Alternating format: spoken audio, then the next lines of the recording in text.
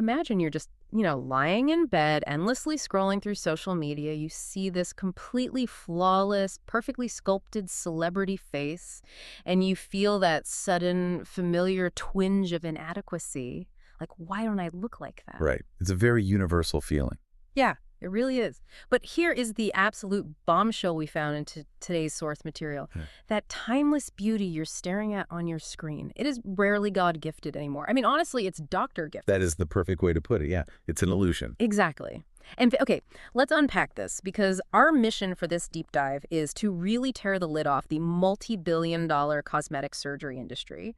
We have this massive, fascinating document detailing the whole manufactured beauty world. And it is heavily focused on Bollywood's open secrets, right? Yes, exactly. We're looking at the brutal reality of these procedures, the history, and most importantly, the devastating ripple effects on everyday people. The stats and celebrity admissions in here are just, well, they're mind-blowing. They really are.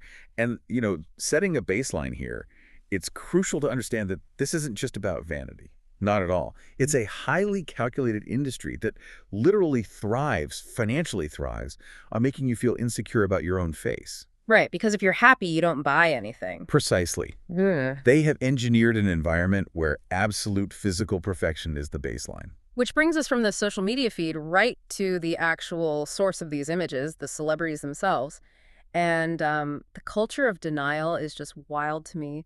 The text mentions that over 90% of Bollywood actors and actresses have had some form of cosmetic surgery. 90%. It's staggering. Right. It's basically an assembly line at this point. Yeah, and the catalog of procedures they use is incredibly extensive. The sources list, nose jobs, lip fillers, buccal fat removal, jawline and chin enhancements, not to mention facelifts and the constant endless Botox. Endless. But what really gets me is the admissions from the rare few who actually talk about it. Like Shruti Hassan, she's been super open about her lip fillers and her nose job. Though she did make sure to note her nose was broken before, which is a common caveat. Yeah, true. But then you have Shilpa Shetty, who admitted to a nose job, and her vibe was basically just, so what? Which I kind of respect. It is refreshing compared to the alternative. Totally. And the documents bring up Priyanka Chopra, Anushka Sharma, and even younger stars like Kushi Kapoor admitting to things early on.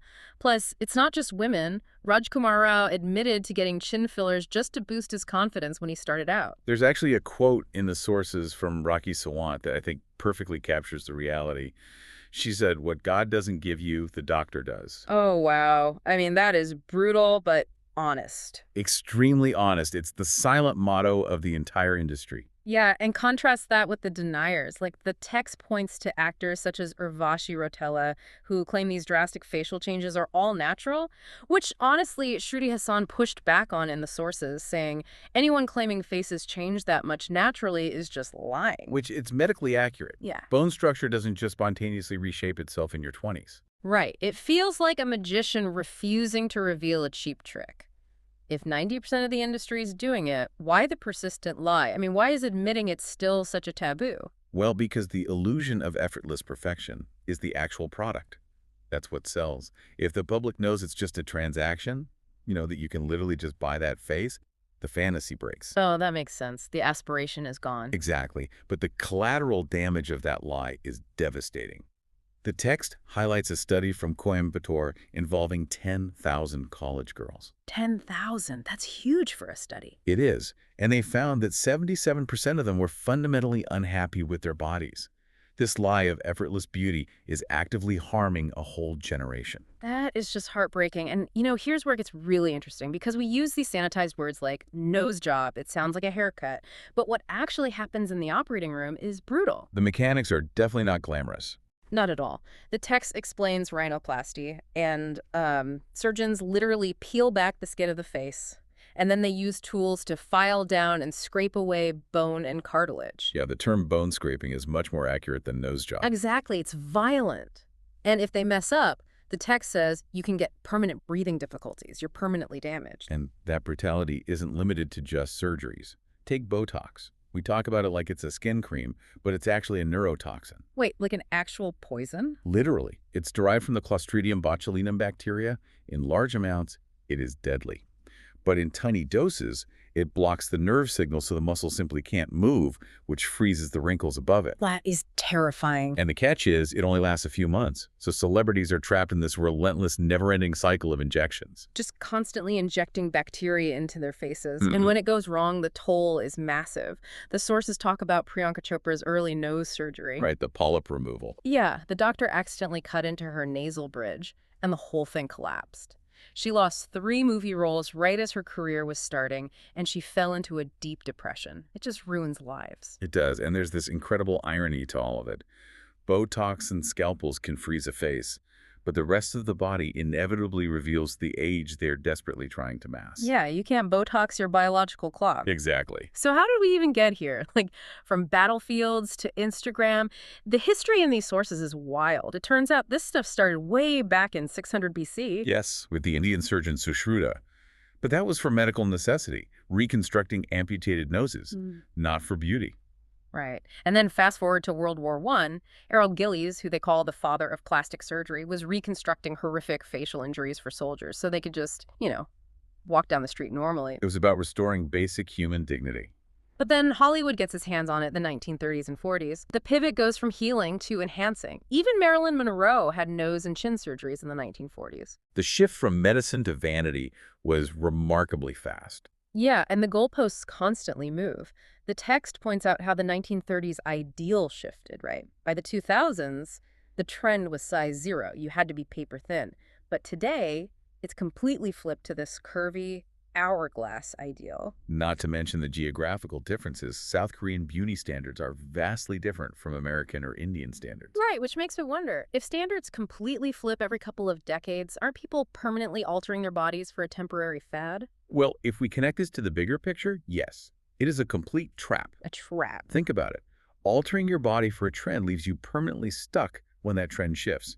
If you filed down your bones for the 2000s look, you are physically misaligned with the 2020s look. Oh man, that is so bleak. And because they're trapped, they go to these lethal extremes. I mean, let's look at skin lightening. The sources explicitly name Kajol, Priyanka Chopra, Shilpa Shetty, Deepika Padukone. They all appear significantly lighter now. And the excuses they give are always things like, oh, I don't go out in the sun, or I just drink a lot of water. Which is just insulting. Water doesn't change your melanin. The reality is they're using glutathione injections, right? Exactly. And glutathione is meant for severe liver disorders or chemo side effects. The skin lightening is an off-label side effect. And it is fatal. The text mentions actress Shefali Jariwala. She died in 2025 from a fatal cardiac arrest because she took a glutathione injection on an empty stomach and her blood pressure just dropped. It's tragic. It is. And what really makes me angry is that the promoters will still sell cheap 100-rupee fairness creams as a smokescreen. Like, oh yeah, just buy my drugstore cream, that's my secret. While secretly getting dangerous IV injections, it's incredibly deceptive. And the physical risks just keep escalating. The sources highlight Jatana Raj, who died in 2022 from liposuction because the facility couldn't handle fluid buildup in her lungs. Oh God, drowning in your own lungs after lipo. Yeah. And Sherlyn Chopra dealt with horrific breast implant complications, chronic back and chest pain, severe brain fog, shortness of breath, all until she finally had them removed. Which brings us to the most shocking part of the whole document, the BBL, the Brazilian butt lift. What's fascinating here is the sheer math of the danger versus the demand. Yeah, it's the fastest growing procedure, but it has a 1 in 3,000 mortality rate because they are literally blindly injecting fat near massive veins. And if that fat enters the bloodstream, it travels to the lungs and causes an embolism. Right. And 50% of those deaths happen on the operating table. The other 50% happen within 3 hours. You don't even make it home. Which really underscores the desperation. People are willing to face the highest mortality rate in the industry just to get the current hourglass aesthetic. It's just horrifying. But honestly, as bad as the physical dangers are, the text makes this chilling argument that the greatest danger isn't a botched surgery, it's a perfect one. Because a successful surgery fuels a massive psychological crisis in the general public. Right, body dysmorphic disorder, or BDD. People start obsessing over completely invisible flaws. It leads to severe anxiety, clinical depression, and even suicide. And we see this globally. The documents cite studies from Singapore, Sweden, and the UK, all explicitly linking body dissatisfaction to significantly higher rates of substance abuse. using drugs and alcohol to cope with not looking like a filter. And it's not just individual mental health, it's erasing entire cultures. The sources talk about East Asian double eyelid surgery, where they alter the eyes to look more Western. And researchers in the text actually define this as a form of internalized racism. Wow. It's important to note we're just reporting what the sources state here, but the argument is that it's a silent admission that natural cultural heritage isn't considered good enough. Yeah, that makes total sense based on the reading. And you see it in Bollywood, too. Actresses are chasing the Kardashian effect or the Instagram face. Cat-like eyes, tiny sharp nose, high cheekbones, massive lips. It's a highly specific blueprint. And the fans are actually trolling these actresses, calling them cheap knockoffs because they all look exactly the same now. They're losing their unique identities. And it bleeds into everyday relationships. The text notes that men are comparing their real-life partners to these surgically enhanced, filtered images. Which causes relationship commitment to drop, right? Because appearance is suddenly overriding actual human connection. Exactly. And the only real winner in all of this is the beauty market itself. Oh, absolutely. The text says in India alone, it is a 2-lakh-crore-rupee industry. India ranks 7th globally in cosmetic procedures, 2nd in nose jobs, 3rd in liposuction. It's a massive economic engine. So what does this all mean? Are we basically watching the globalization of a single manufactured human face? Are we just losing the diverse beauty of different regions entirely? The sources strongly affirm that, yes. They frame it as a form of psychological slavery. The industry intentionally creates impossible benchmarks to make people miserable. Because miserable people are great customers. Exactly. If you're fundamentally unhappy with yourself, you will eagerly buy whatever solution they offer you. So the ultimate takeaway here is that true beauty actually comes from self-acceptance. It has to. The moment you accept your natural features and your unique body type, you completely escape the cycle. Society wants you to feel insecure, so you'd spend money. That is so powerful. So for you listening right now, the next time you feel that sting of insecurity while scrolling, I really want you to remember this.